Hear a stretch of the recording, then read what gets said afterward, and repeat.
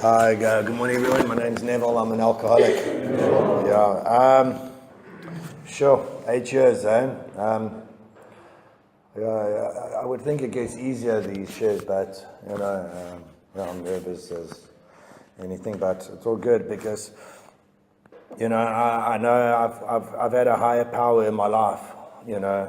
For all my life, I've never reached out to ask for help unless I was in trouble.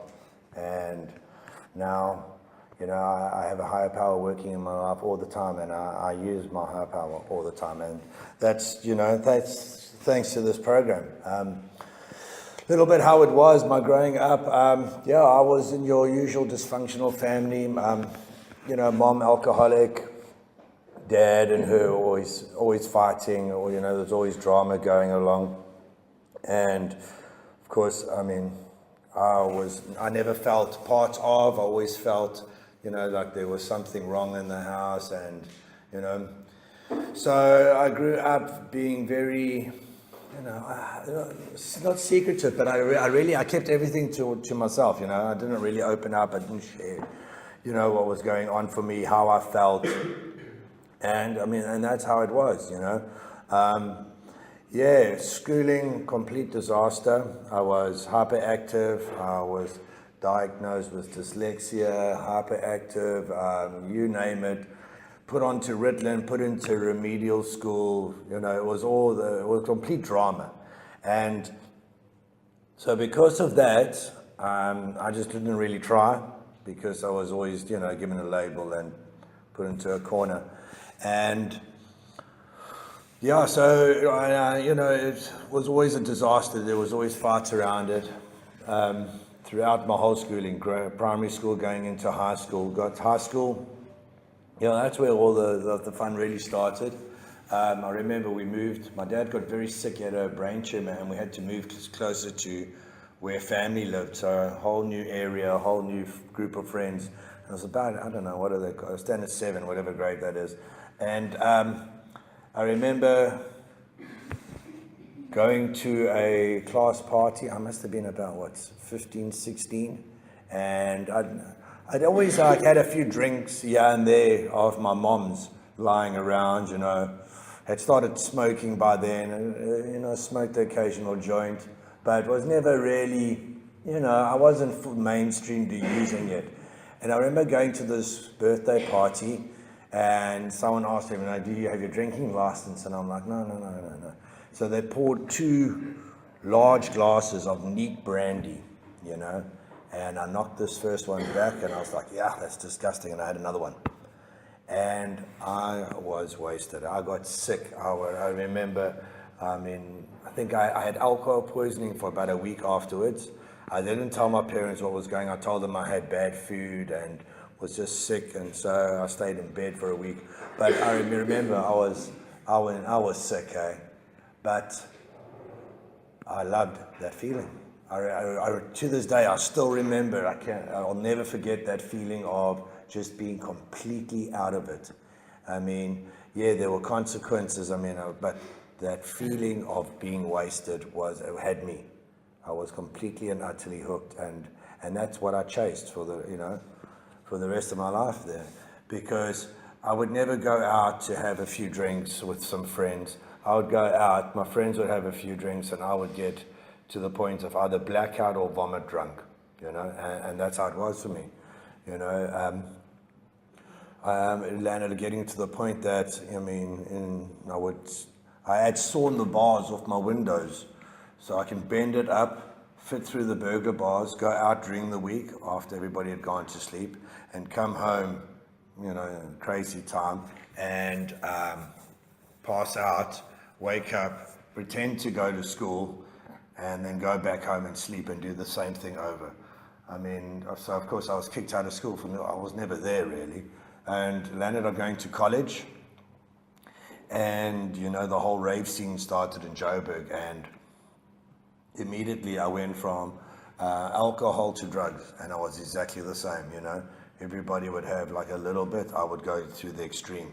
That's how I was, always chasing the escaping from my reality, and that's all I wanted to do. I wanted to live in that escape, because it was the only time I could open up. I could, be myself. Well, that's what I thought myself needed to be, and and then that like whole chapter in my life started. I was getting into trouble with the law. I remember, I was hanging around with guys and I got arrested for the first time.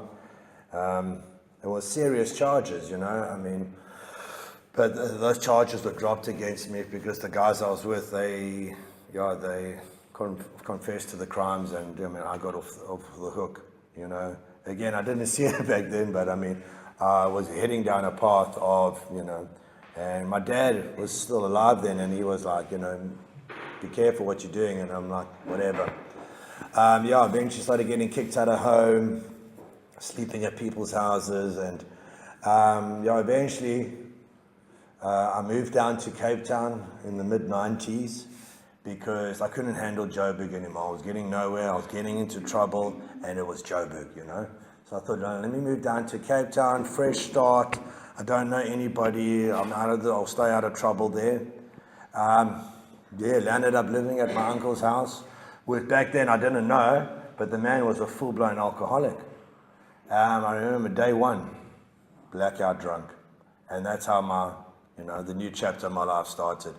Then again, I started blaming my surroundings, never realizing quite that wherever I go with. And I did this a lot. I've run away from my situation a lot. And, I've always landed up in the same shit, And I've always why, God, why does this always happen to me, And, it's because I had no solution. I've never had any solution. I've just always, I've always just had a mess. Wherever I went, it's been a mess.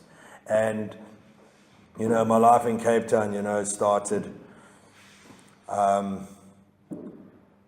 person like me should never work in bars, but that's all I did. I worked in restaurants and bars.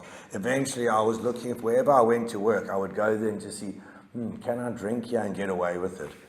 And that's honestly how I didn't go for a job interview. I would go interview the establishment first to see if I could use a drink and get away with it. And that's how I carried on. I landed up running a bar on and off for about 10 years.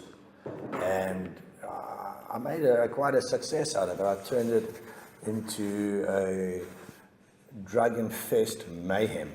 And I suppose for the surroundings, that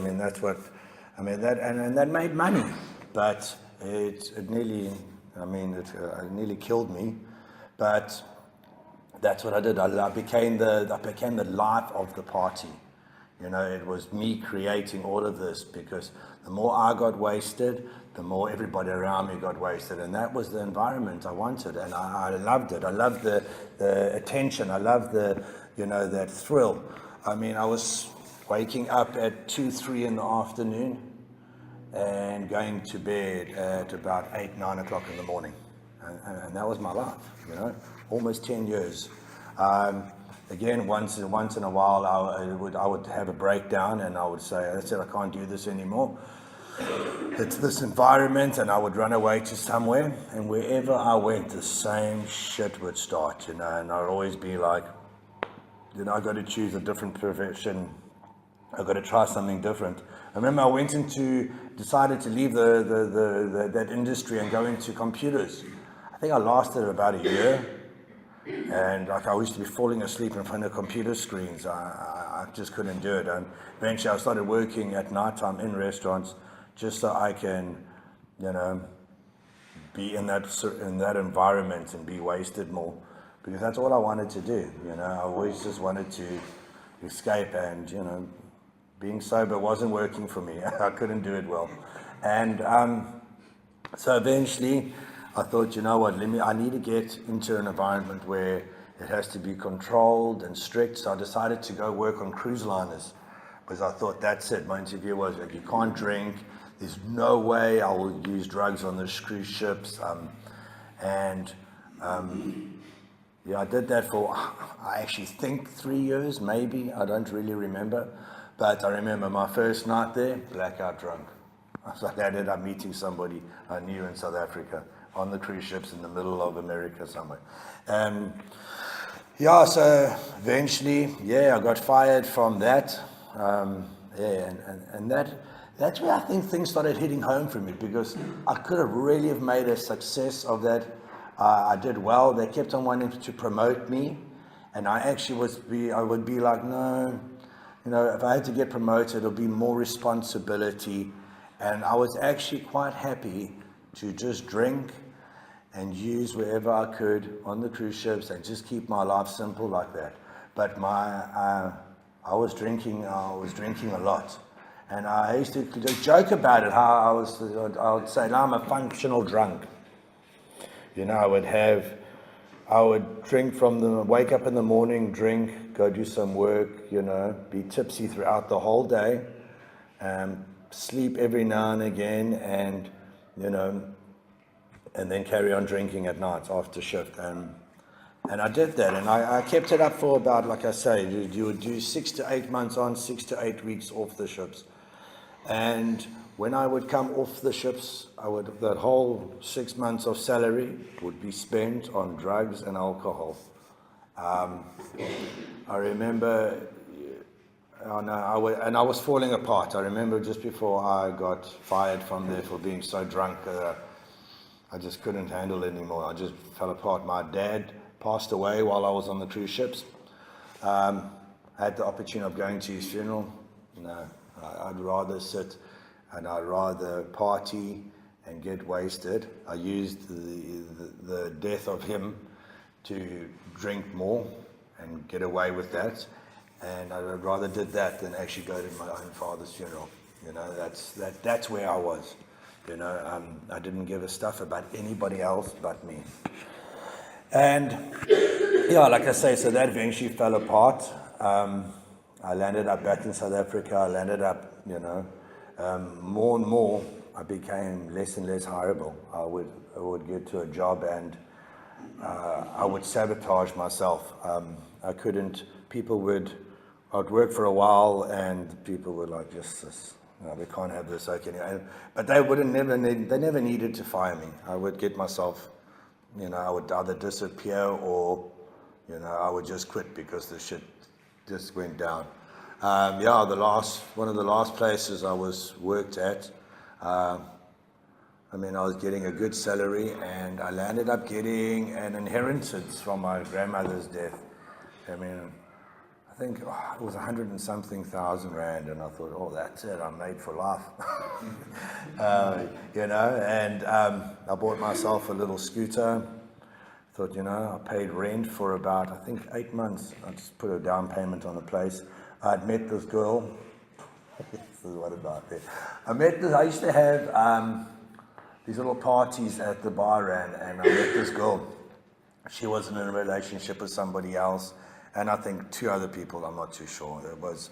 And to me, this girl was a mess, and I thought, that's it, I will fix this, and I will make it right, and I can make this relationship work. And it was a nightmare. Her boyfriend at the time got very upset with me. I don't know why. But I met her. We made friends one night at the bar, and she moved in. I don't even know how long that relationship went on for. I know it was absolute madness. I think she had a girlfriend also. I'm not. But anyway, this thing went on for a good few years, and in this time, of course, I got all this money. I was still trying to hold down a job, and for some reason, I would still try and deal drugs, and I would still try and do all of this other madness. And eventually, I was getting fired. I'd work somewhere, and I'll say, and I'll be like, you know what? I don't need you. I've got money, and this was my attitude. And slowly, doors just started shutting on me, and I didn't even realize or see it happening. But one door after another was closing. And eventually, I turned around this relationship where I got thick into crystal meth and alcohol. I think I was sleeping once a week kind of thing. It was mad. I sort of remember bits and pieces, but yeah, the madness that was going on. I'm not a violent person, and this girl and I were actually attacking each other. Like, I remember she just started beating me one day at the back of the head. I mean, I'd thrown her across the room, and I'm like, this is mad. And one of the silent partners of the bar that I used to work at, he knew Keith. And I spoke to them and I said, no, this girl, she needs rehab. I was okay, and if she gets into rehab, I will be fine, And so I thought, you know what, let me see if I can organize something. So yeah, I had plans. I mean, I said, all she has to do is get onto an air flight and get here to Durban from Cape Town, and I'll put her into rehab. And she refused to go. And I was like, you know what, you're in a mess. And so I said, if you don't go, I'm going to go. And she's like, no, you won't go. And so I picked the phone up and I spoke to a guy named Brian, and I said, please, I need to come to rehab. So how did it work? I spoke to this guy, he spoke to Keith, yeah. And I picked up the phone, spoke to Keith, didn't understand a word this man was saying, but I just said, I'll come. Whatever it is, I'll come. I had no idea what I was getting myself into. I had no idea of AA, I had no idea of any sister fellowships. I just knew I didn't want to be around this girl anymore because I couldn't carry on. I remember dropping to my knees and saying, you know what, God, I distinctly crawled out of bed one morning. I don't know if I hadn't slept, and I just wanted to either die or change. That's where I was. Die or change. And something had to happen, and within, I think, 3-4 weeks, maybe a month at the most, I was in the treatment center.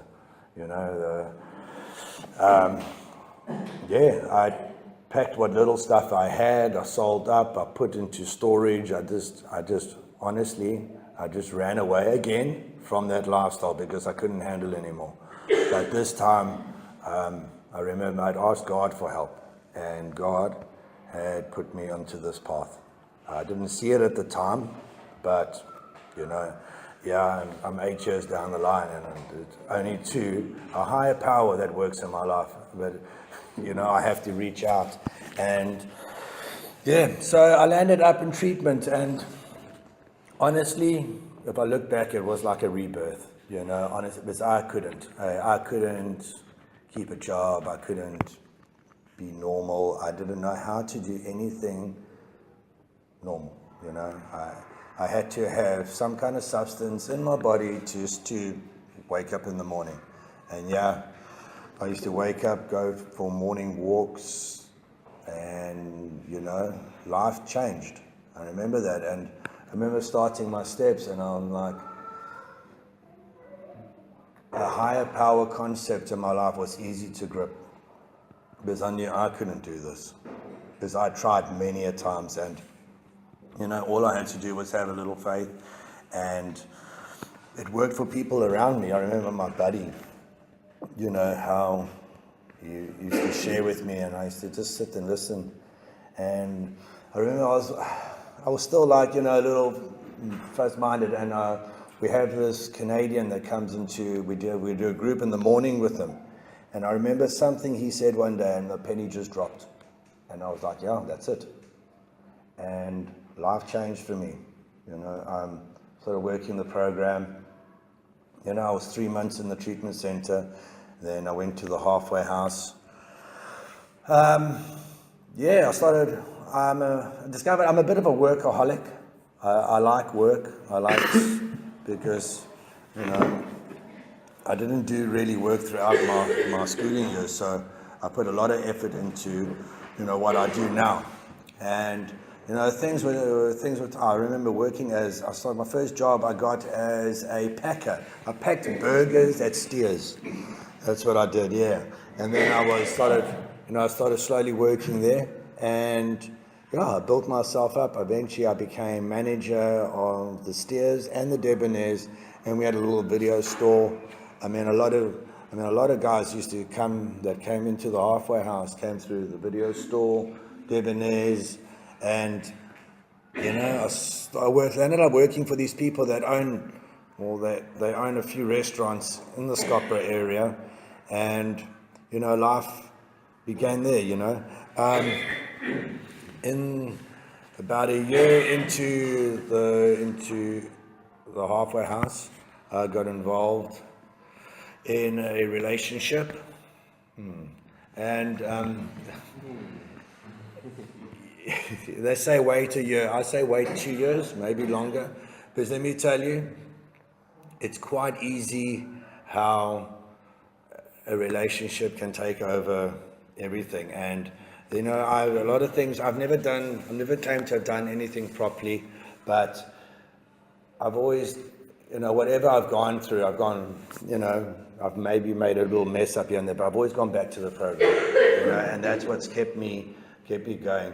Because, I mean, relationships are not easy, I think, for normal people. Put two addicts into a relationship, and you know, things, you know, they get tough at times. Because I am a selfish, self-centered person. I am. I want things done my way, and you know, when they're not done my way, you know, I act out, and I can be a bit of an arsehole at times. And you know, things got difficult, and you know, they talk about that honeymoon phase. As soon as that was over, yeah, no, hard work started, and it was, you know. Yeah, things were. I remember speaking. I had my sponsor at the time, and you know, Candace and I, yeah, we were, I think, about a year together, or just under a year, and her daughter came to live with us. And wow, it was my first time that I actually had to take responsibility, not just for my life, but for someone else's life, and it was amazing, but also a very trying time for me. You know, I had no idea. Like I say, I could never really look after myself, let alone be a parent. I had no idea what to do, but I wanted to. You know, I wanted to, you know, have a child. I just didn't know. I didn't ever think that I would be the type of person to, you know, be a parent, because of the kind of world I lived in. Yeah, so Chloe came in, and you know, things were up and down, but you know, it was an amazing time, and I was learning so much, constantly learning about not just, you know, being a parent, but I was learning about me, you know, and like my defects would come out left, right, and center, but it was always, you know, things would fall apart, and I'd pick the pieces up and learn from it. And that's that's always been like, that's my recovery. It's like constantly learning, asking advice. I mean, like the reading we did this morning, it's like, that's me, you know, constantly going, I can't do this, and let me find someone else who's got the experience. And that's how it's been, you know, and that's what I love about this fellowship. There's always someone out there that's been through whatever I'm going through. And it's, you know, these meetings are an amazing place, because I can sit there and it's like, even the guy that's fresh into the rooms, he's probably got something and got some experience that I can go, yeah, that's exactly. And it reminds me about how it was, and you know, and what I do now is that I can do to fix any of my problems. Yeah, because this whole thing with being a stepdad and everything, I found out like when I was about, I don't know, 15, 16, that I was adopted, and I'd been lied to, and that was the fuel I used throughout my whole life for my addiction, you know. And also, look, sorry, I'm bouncing around a bit. When I came into treatment, I had to forgive my parents, you know, and it was one of the difficult things. It's like, because it's not, I had to accept that it's not their fault. They were told to do things in a certain way, and you know, and so that whole growing up being lied to, and you know, I had to let go of all those crazy ideas and just, you know, carry on with life. To the point that my mom now, I had such a resentment for her. towards her. I mean, I fueled my whole using life. Everything was blamed on the way she was, because she drank, because she lied, because she was like this. And I now live with my mom. She stays on my property. She lives with me. Yeah. And I get to show love and understanding and forgiveness towards her every day now. You know, God has put her in. She's not doing well. I think she's starting to lose her mind a little bit, and I get to try and practice my program. I say try, because I don't often get it right. It's a trying time for me, but you know what? I get these opportunities to do the best as I can in that day and in that moment, to be a loving son, which I never was,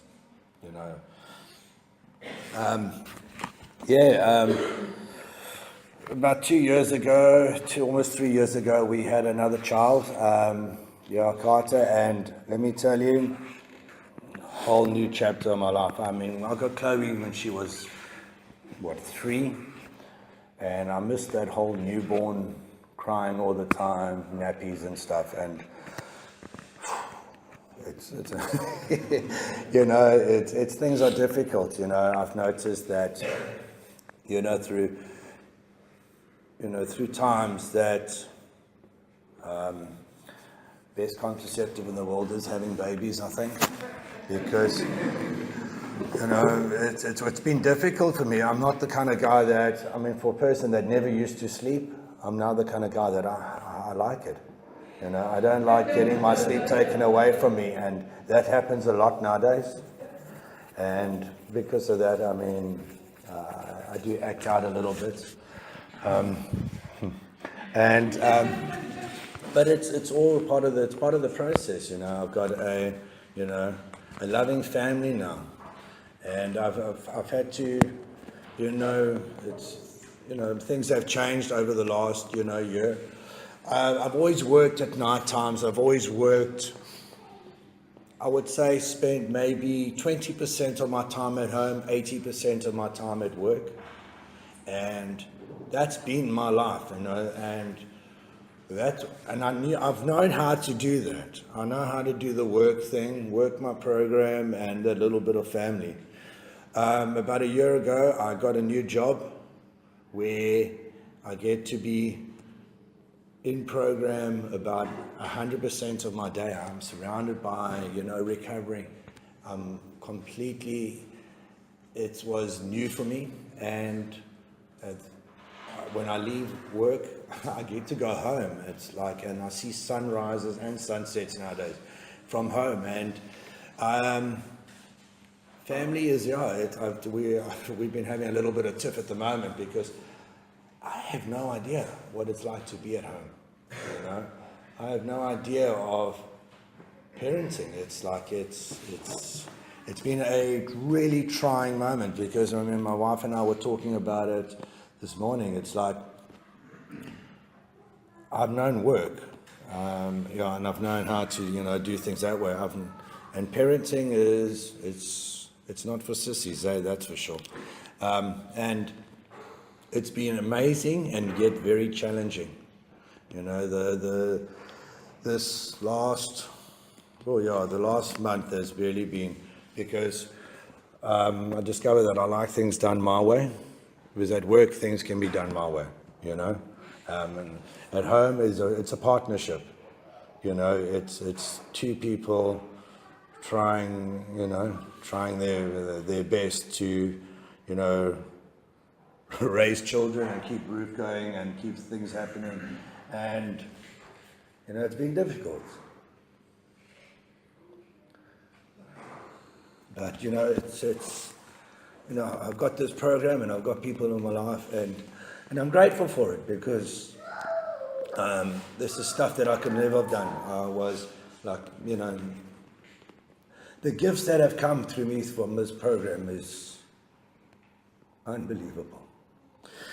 I'm very grateful today. Very grateful to be sitting here sharing my story, and you know, I can only hope, you know, that, you know, my story can help someone else out there one day.